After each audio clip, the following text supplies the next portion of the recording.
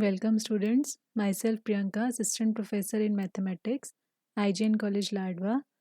आज हम advance calculus का जो चैप्टर 8 है कर्व्स इन स्पेस, उसकी हम लोग 8.4 एक्सरसाइज स्टार्ट करेंगे। सो फर्स्ट जो टॉपिक है that is equation of tangent plane at any point of the surface F X Y Z is equal to zero. Suppose जो सरफेस की equation है वो F X Y Z equal to zero है। हमने उस पर कोई पॉइंट लिया, कैपिटल पी से इसे रिप्रेजेंट किया, स्मॉल एस जो है वो आर्क लेंथ को रिप्रेजेंट करता है।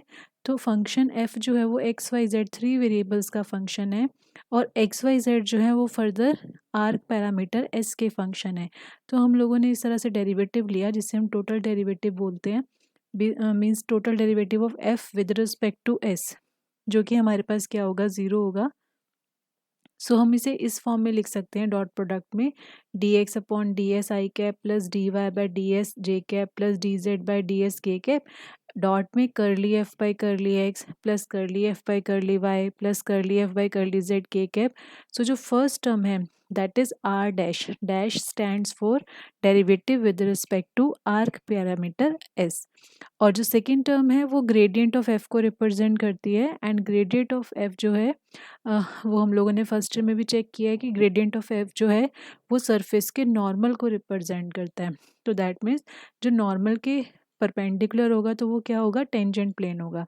सो इस प्लेन को हम लोग क्या बोलते हैं, tangent plane. So this is the equation of the tangent plane, और हम इसे इस फॉर्म में भी लिख सकते हैं R minus R dot gradient of F.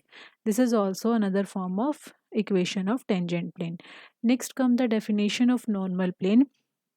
अब नॉर्मल प्लेन क्या होता है, जो एक पॉइंट पी से पास करे and that is perpendicular to the tangent line at P, और यू कैन से जो टेंजेंट प्लेन के परपेंडिकुलर होता है वो बेसिकली क्या होता है, नॉर्मल प्लेन होता है।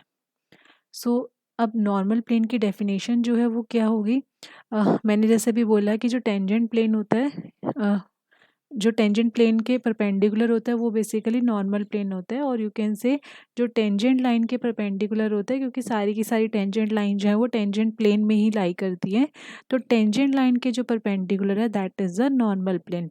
तो हम आर डैश जो है वो हम टेंजेंट के कॉरस्पॉन्डिंग बात करते हैं, तो R minus R dot R vector dot, तो ये हमारे पास नॉर्मल प्लेन की इक्वेशन हो जाएगी। क्योंकि हमें पता है कि दो वेक्टर्स अगर परपेंडिकुलर है तो उनके बीच में डॉट प्रोडक्ट क्या होता है, ज़ीरो होता है।